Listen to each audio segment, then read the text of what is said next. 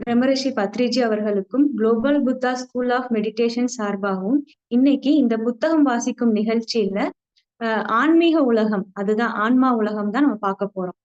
நம்ம எல்லாருமே இறந்த பிறகு நம்மளோட ஆன்மா உடலை விட்டு வெளியேறும். இது ரொம்ப ஒரு முதுமையான ஆன்மாவோ, ஒரு முதிர்ச்சி அடைந்த ஆன்மாவா இருந்தா அது ஃப்ரீயா நம்ம உடம்ப விட்டு வெளியேறும். இதை யாருமே இந்த அட்வான்ஸ்டு சோலை வரவழைக்கணும் அப்படிங்கிற தேவையில்லை. இதே இது ஒரு இளமையான இளம் வயது ஆன்மாவோ இல்ல இறந்த குழந்தைகளோ இருந்தாங்கன்னா, அந்த ஆன்மா அந்த இறந்த குழந்தைகள் பக்கத்திலோ அப்படியே அந்த இடத்திலே இருக்கணும் அப்படின்னு சொல்லி நினைக்கும். ஆனா பெரும்பாலோட ஆன்மா உடனே வெளியேறணும் அப்படின்னு தான் நினைக்கும். இந்த மாதிரி இந்த ஆன்மீக உலகத்துல டைமிங் அப்படிங்கிறது எதுவுமே இல்ல. இது ஏதோ ஒரு துக்கத்தாலோ, ஒரு துயரத்தாலோ, ஏதோ ஒரு ரீசன்னால அது இறந்த இடத்திலே இருக்கணும் அப்படிங்கறது நினைக்கும். நம்ம இன்னும் கத்துக்கணும், நம்ம எக்ஸ்பீரியன்ஸ் பண்ணணும், நம்ம டைம் ஆயிட்டு இருக்கு அப்படிங்கிறது சுத்தமா அந்த ஆன்மாவால எக்ஸ்பீரியன்ஸ் பண்ண முடியாது. அதே மாதிரி இந்த ஆன்மா வெளியேறின உடனே ஒரு பிரைட் பிரில்லியன்ட் லைட் உருவாகும். இல்ல அப்படின்னா ஒரு டார்க் லைட், ஒரு இருட்டான ஒரு நுழைவாயிலுக்குள்ள போற மாதிரியும் நம்மளால ஃபீல் பண்ண முடியும். இது 2க்குமான வேறுபாடு என்னன்னா, அந்த ஆன்மாவோட வெளியேறும் வேகத்தை பொறுத்து தான் இருக்கு. அந்த வெளியேறும் வேகம் எதை குறிக்குது அப்படின்னா, அந்த ஆன்மாவோட அனுபவத்தை பொறுத்து தான் இந்த வெளியேறும் வேகம் எல்லாமே இருக்கும். இதை எல்லாத்தையுமே இழுக்கிறதுக்கு ஒரு கைடட் சோல் இருப்பாங்க. அந்த சோல் மென்மையாவும் இழுத்துட்டு போலாம், இல்ல ஃபோர்ஸாவும் இழுத்துட்டு போனா, எப்படி வேணா இழுத்துட்டு போலாம். அது எத குறிக்குது அப்படின்னா, அந்த ஆன்மாவோட கெப்பாசிட்டி பொறுத்து தான். அந்த மெச்சூரிட்டி லெவலான சோல் பொறுத்து தான், அந்த கைடட் சோல் மென்மையாவோ, இல்ல ஃபோர்ஸ்ஃபுல்லாவோ இழுத்துட்டு போவாங்க. அதே மாதிரி இந்த ஆன்மா வெளியேறும்போது ஒரு மேகமூட்டமான ஒரு விழிப்பான ஒரு மேகமூட்டம் இருக்கிறத உணர முடியும். அதுக்கப்புறம் இது டக்குன்னு கொஞ்ச நேரத்துல கிளியர் ஆகி ஒரு வெற்றற்ற இடம் தூரமா பயணிக்கிறதுக்கு இடம் இருக்கும். இந்த ஒரு ஆவரேஜான ஆன்மா இந்த பேய் சோல் சொல்வோம் இல்லையா, லோ எனர்ஜி சோலை மீட் பண்றதுக்கும் சான்ஸ் இருக்கு இந்த இடத்துல. அதே மாதிரி அவங்க இறந்த மனைவியாகட்டும், அவங்க பிடிச்ச நண்பர்களாகட்டும், யார வேணா இந்த சோல்ஸ் மீட் பண்ணும். பக்கத்துல இந்த கைடட் சோல் இருக்கிறதுனால அங்க டிரான்சிஷனும் ஏற்படும். ஒரு சோல்ல இருந்து இன்னொரு சோல் அந்த மாறுபாடுகள் கூட இந்த இடத்துல ஏற்படும். இந்த ஆவிகள் எல்லாம் குவியிற இடம், அது ஆன்மாக்கு எல்லாம் குவியிற இடத்த ஆன்மாவோட வீடுன்னு சொல்லுவாங்க. அங்க இந்த பூமியோட தரமே வேற மாதிரி ஃபீல் பண்ண முடியும். ஏன்னா அந்த ஆன்மாக்கு உடம்பு அப்படிங்கிறது கிடையாது, எமோஷன்ஸ் கிடையாது, உணர்வுகள் கிடையாது. இது எதுவுமே இல்ல. இது எல்லாம் இருந்தாதான் நம்ம மனிதன் அப்படின்னு சொல்றோம் இல்லையா? ஆனா இது எதுவுமே இருக்காது.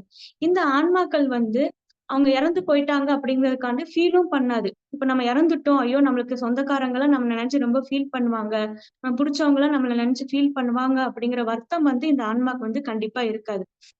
அதே மாதிரி இந்த ஆன்மாக்கள் எல்லாமே இறந்ததுனால இதுக்கு பிரெயின் கிடையாது, ஒரு நரம்பு மண்டலம் எதுவுமே இருக்காது. இந்த ஆன்மா தான் நம்ம பூமியில மனிதனா பிறப்பெடுக்குது. இது எதுவுமே இல்ல அப்படின்னா நம்ம ஹோமோசாப்பியன்ஸ் அப்படின்னு சொல்லவே மாட்டோம். அதனா ஹியூமன் அப்படிங்கிறது கிடையாது அப்படிங்கிற புரிஞ்சுக்கணும். இந்த ஆன்மா எல்லாம் இறந்ததுக்கு அப்புறம் ரொம்ப டிஃபரெண்டா ஃபீல் பண்ணும். ஏன்னா இதுக்கு உடல் வடிவம் கிடையாது, பாடி ஸ்ட்ரக்சர் எதுவுமே இருக்காது. அது ரொம்ப டிஃபரெண்டா ஃபீல் பண்ணும். ஏற்கனவே இருக்கிற ஆன்மா கூட மிங்கிள் ஆகுறதுக்கும் அது கொஞ்சம் டைமும் எடுத்துக்கும். அதே மாதிரி இந்த ஆன்மாக்கள் எல்லாம் வெளியே வந்ததுக்கு அப்புறம் 3 டைமென்ஷனா இந்த சோல் எனர்ஜி 3 டைமென்ஷனா பிரிக்கலாம். இப்ப எப்படி நம்ம ஒரு கிராபிக்ஸ்ல ஒரு கலர்ஸ் பிரிக்கிறோம் அப்படின்னா எப்படி பிரிப்போமோ, அதே மாதிரி 3 லைட் எனர்ஜியா இந்த சோல்ஸ் பிரிக்கலாம். அதுல ஒரே ஆன்மா 2 பாடிக்குள்ள பேரலலா இருக்கலாம். ஏற்கனவே இருக்கிற ஒன் போர்ஷன் ஆஃப் அந்த லைட் எனர்ஜி அப்படியே அந்த ஆன்மீக உலகத்துலதான் இருக்கும். உதாரணத்துக்கு இப்போ ஒரு 30 வருஷத்துக்கு முன்னாடி ஒருத்தவங்க அம்மா இறந்துட்டாங்க அப்படின்னா மறுபடியும் அவங்க மறுபிறப்பு எடுத்து வாழ முடியும். அந்த மாதிரிதான். அதே மாதிரி இந்த ஆன்மீக உலகத்துல ஓரியன்டேஷன் ப்ரோக்ராம் எல்லாம் நடக்கும். நாம எப்படி இந்த காலேஜ் ஸ்கூலுக்கு எல்லாம் போற முன்னாடி ஓரியன்டேஷன் ப்ரோக்ராம் நடக்கும் இல்லையா, அவங்க காலேஜோட ரூல்ஸ் அண்ட் ரெகுலேஷன் சொல்லுவாங்க, ஸ்டூடெண்ட்ஸ் எப்படி இருக்கணும் சொல்லுவாங்க. அதே மாதிரி இந்த ஆன்மா உலகத்திலயும் ஓரியன்டேஷன் ப்ரோக்ராம் நடைபெறும். அங்க அந்த ஆன்மா எல்லாமே கிளஸ்டரா பிரிஞ்சு பிரிஞ்சு இருக்கும். அதாவது குரூப்பா ஒவ்வொரு ஆன்மா இருக்கும். அந்த குரூப் எல்லாத்துக்குமே ஒரு கைடட் சோல் இருப்பாங்க. இங்க அவங்க எப்படி எல்லாம் இருக்கணும் அப்படிங்கறதெல்லாம் சொல்லி கொடுப்பாங்க. ஒரு சோலுக்கும் இன்னொரு சோலுக்கு இதெல்லாம் தான் வந்து வேரி ஆகும். உடனே வந்து இந்த ஆன்மாக்கள் எல்லாமே அந்த கிளஸ்டர் குரூப்புக்குள்ள வந்து முடியாது. வெளியில அந்த நுழைவாயில வந்து இந்த ஆன்மாவ எல்லாத்தையுமே செக் பண்ணுவாங்க. அதாவது தெரிஞ்சு எவ்வளவு தப்பு பண்ணியிருக்காங்க, தெரியாம எவ்வளவு தப்பு பண்ணியிருக்காங்க, எத்தன பேர நீங்க ஹர்ட் பண்ணியிருக்கீங்க, அந்த மாரி செக் பண்ணி அதுக்கு மதிப்பீடும் குடுப்பாங்க. மார்க்ஸும் குடுப்பாங்க.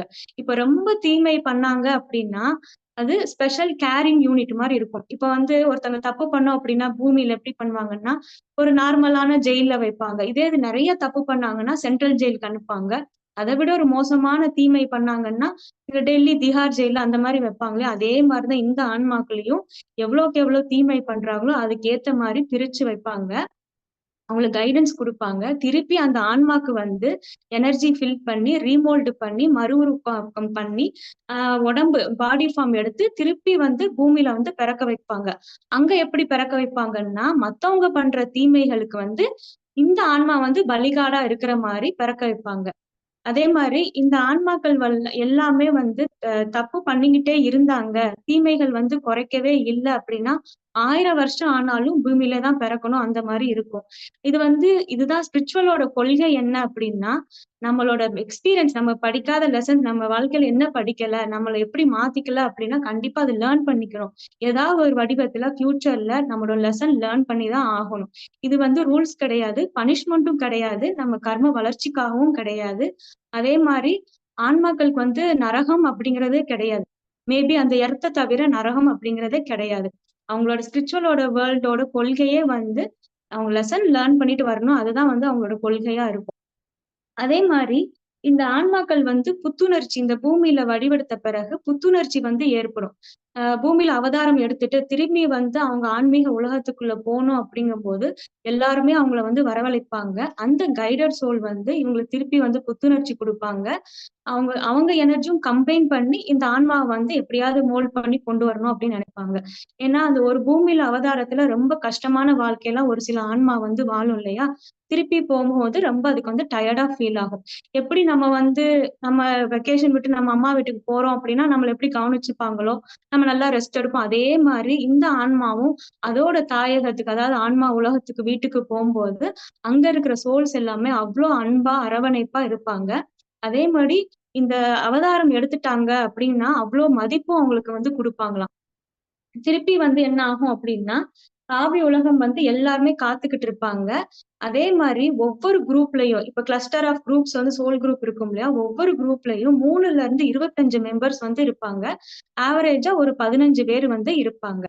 இந்த சோல்ஸ் வந்து மத்த ஒரு குரூப்லயும் வந்து கனெக்ட் பண்ணிப்பாங்க. ஃபிரெண்ட்ஸ் ஆஃப் சோல்ஸ் எல்லாம் வந்து மேக் பண்ணிப்பாங்க. இது மேக்ஸிமம் வந்து ரொம்ப ஓல்டு சோல்ஸ் தான் இந்த மாரி பண்ணுவாங்க. மத்த குரூப்ல கனெக்ட் பண்ணி அவங்களையும் வந்து ஃப்ரெண்டா வச்சுப்பாங்க.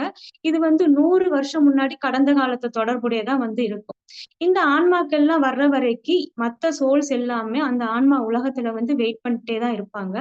மறுபடியும் வந்து ஒரு ஓரியன்டேஷன் ப்ரோகிராம் மாரி நடக்கும். கைடன்ஸ் குடுப்பாங்க. அதாவது இந்த ஆன்மா வந்து எவ்ளோ தூரம் முன்னேறி இருக்கு, எவ்ளோ வளர்ச்சி அடைஞ்சிருக்கு அப்படின்னு சொல்லி செக் பண்ணுவாங்க. வளர்ச்சி அப்படிங்கிறது வந்து எஜுகேஷன்லயோ, இல்ல வந்து நான் எவ்ளோ பணம் சம்பாரிச்சிருக்கேன், நான் எவ்ளோ வேலைகள் பார்த்திருக்கேன், அந்த வளர்ச்சி இங்க வந்து குறிப்பிட மாட்டாங்க.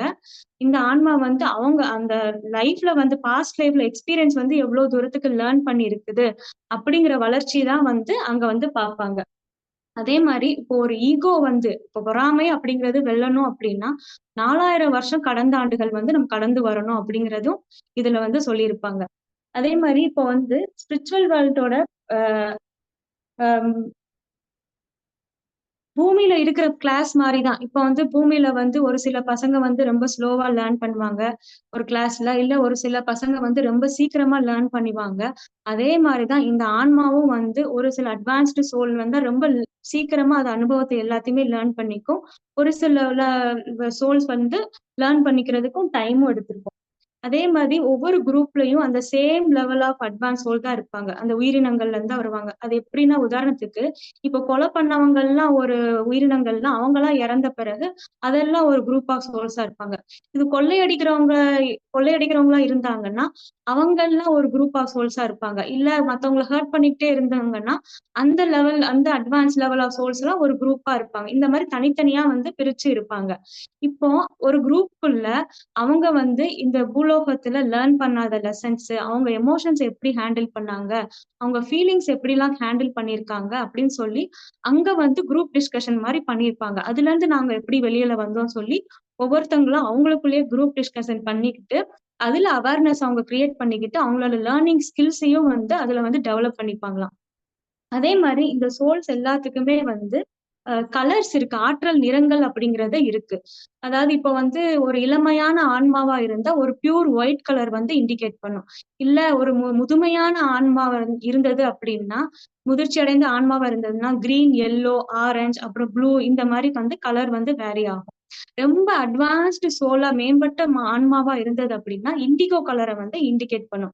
இது வந்து நம்மளோட புரிதலுக்காக தான் இந்த மாதிரி கலர்ஸ் எல்லாமே வேரி பண்ணி சொல்றாங்களே தவிர ஆன்மா உலகத்துல நான் வந்து ரொம்ப அட்வான்ஸ்டு சோல், நீ வந்து ரொம்ப தாழ்த்தப்பட்ட சோல் அப்படிங்கிற பிரிச்சு பாக்குற தன்மையே வந்து ஆன்மா உலகத்துல வந்து கிடையாது.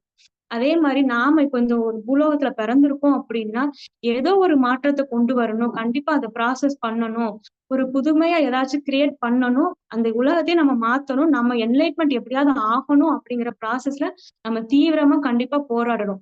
இது இல்ல நான் இதெல்லாமே நான் உண்மை இல்லை அப்படின்னு நம்ம நினைச்சிட்டு இருந்தோம்னா கண்டிப்பா இந்த உலகத்துல வந்து நம்ம படைச்சிருக்கவே மாட்டோம் அப்படிங்கறத நமக்கு இதுல இருந்து கண்டிப்பா தெரிஞ்சுக்கணும். நாம அதே மாதிரி இந்த ஆன்மாக்கு வந்து சிஸ்டம் எல்லாமே இருக்கு. அது என்ன அப்படின்னா, இப்ப வந்து இரக்கத்தன்மை, நல்லிணக்கம், அறநெறி இது எல்லாம் இந்த உன்னதமான அணிகள் எல்லாமே இந்த ஆன்மா உலகத்துல வந்து இருக்கு. ஆனா பூமியில எப்படி இருக்கும்னா, வார் பண்றது, மத்தவங்கள கண்ட்ரோல் பண்றது, அதிகாரம் பண்றது, இந்த ஆட்சி பண்றது இந்த மாதிரி தான் இருக்கும். ஆனா ஆன்மீக உலகத்துல அது அப்படியே வேற மாதிரி இருக்கும். அதே மாதிரி மதிப்பீடு சிஸ்டமும் இருக்கு, வேல்யூ சிஸ்டமும் இருக்கு. அதாவது இந்த ஆன்மா வந்து எவ்வளவு இரக்கத்தன்மையோட இருக்கு, இந்த ஆன்மா எவ்வளவு சகிப்புத்தன்மையோட இருக்கு, இந்த ஆன்மா எவ்வளவு தூய்மையா இருக்கு அப்படின்றது மூலியமாலாம் அதை வந்து வேல்யூ பண்ணுவாங்க. இப்போ ஒரு ஆன்மா வந்து மறுபிறவி எடுக்கணும், இல்ல அவங்களுக்குள்ள ஒரு குரூப் பார்ட்டிசிபேட் பண்ணிக்கணும், அது எல்லாமே விருப்பம் இல்ல அப்படின்னாலும் அந்த ஆன்மா வந்து விட்டுற மாட்டாங்க. அவங்க கைடட் சோல் வந்து இவங்கள வந்து ஃபோர்ஸ் பண்ண மாட்டாங்க. நீ மறுபிறப்பை எடுக்கணும் அப்படிங்கிறதெல்லாம். இந்த ஆன்மாவோட ஃப்ரீ வில் ஆஃப் சாய்ஸ் தான் அங்க வந்து. இப்ப வந்து ஒரு ஆன்மா வந்து எப்பயுமே வந்து அது மேல வச்சிருந்த நம்பிக்கை வந்து எப்படியாச்சும் ப்ரூவ் பண்ணணும் அப்படிங்கறது நினைக்கும். அதே மாதிரி எப்பயுமே வந்து பூர்ண ஆத்மா கூட இணைஞ்சு இருக்கணும் அப்படிங்கறதா ஒரு ஆன்மாவோட கோலாவே வந்து அவங்க வச்சிருப்பாங்க. ஒருவேளை அவங்க வந்து இந்த பூலோகத்துல வந்து உடம்பு அந்த பாடி ஃபார்ம் எடுத்துட்டு வந்தாங்கன்னா அது அவ்வளவு பெரிய ஒரு தாழ்வு மனப்பான்மையா அந்த ஆன்மா வந்து நினைக்குமா. இப்போ ஒருவேளை அந்த ஆன்மா வந்து பாஸ்ட் லைஃப்ல லெசன் லேர்ன் பண்ணிக்கல, அந்த கர்மாவை இன்னும் குட் கர்மா வந்து இன்னும் நான் வந்து வளர்ச்சியை வச்சுக்கல அப்படின்னா திருப்பி அந்த ஆன்மா வந்து ஒரு கடினமான வாழ்க்கையை தேர்வு பண்ணி ஒரு பாடி ஃபார்ம் எடுத்து மறுபடியும் பிறக்கவும் செய்யும். இல்ல எனக்கு வந்து மறுபிறப்பு தேவையில்லை, இப்போதைக்கு நான் அடுத்த ஜென்மம் எடுக்கல அப்படின்னா அப்ப அந்த ஆன்மா தனியாவும் இருக்கிறதுக்கு அந்த கைடட் சோல் வந்து விட்டுருவாங்க. எந்த ஒரு ஃபோர்ஸும் கிடையாது. எல்லாமே அந்த ஆன்மாவோட ஃப்ரீ ஆஃப் சாய்ஸ் தான். இப்ப வந்து எனக்கு வந்து பூலோகத்துல வந்து பாடி ஃபார்ம் எடுக்க விரும்பல, நான் வேறு ஒரு கிரகத்துல வாழணும் அப்படின்னாலும் அந்த ஆன்மா வந்து வேறு கிரகத்துல வந்து வாழ்ந்துக்கலாம். இப்போ அந்த பாடி ஃபார்ம் எடுக்கும்போது அங்கேயும் ஒரு டெஸ்டிங் ரூம் இருக்கும். அங்கேயும் கைடன்ஸ் பண்ணுவாங்க பாடி ஃபார்ம் எடுத்தா. அதே மாதிரி இப்போ ஒரு ஆன்மா வந்து ஒரு பாடி ஃபார்ம் எடுத்துருச்சு அப்படின்னா ஒரு தாயோட கருவறையிலக்குள்ள போய் ஒரு ஹோஸ்ட் மாதிரி போய் உள்ள இருந்துக்கும். அது எப்போ அப்படின்னா அந்த தாயோட 3rd மந்த் பிரெக்னன்சில வந்து அந்த ஆன்மா வந்து உள்ள புகுந்துக்கும். அது எப்படின்னா அப்பதான் வந்து அந்த சிசுவோட பிரெயின் எல்லாமே வந்து அப்பதான் வளர்ச்சி அடையும். அப்பதான் இந்த ஆன்மாவும் உள்ள போய் ஒரு ஹோஸ்டா இருக்கும்.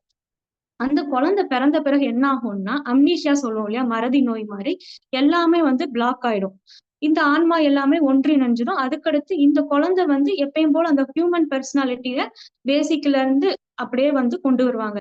இது எல்லாமே எதுல இருந்து தெரிஞ்சுக்கலாம்னா ஹிப்னாட்டிசம் மூலியமா இது எல்லாமே தெரிஞ்சுப்பாங்க. அவங்களோட பாஸ்ட் லைஃப்ல எப்படி இருந்துச்சு, இப்போ நவீன காலத்துல இந்த ஹிப்னாட்டிசம் மூலியமா இது எல்லாமே தெரிஞ்சுக்கிறாங்க ஃப்ரெண்ட்ஸ்.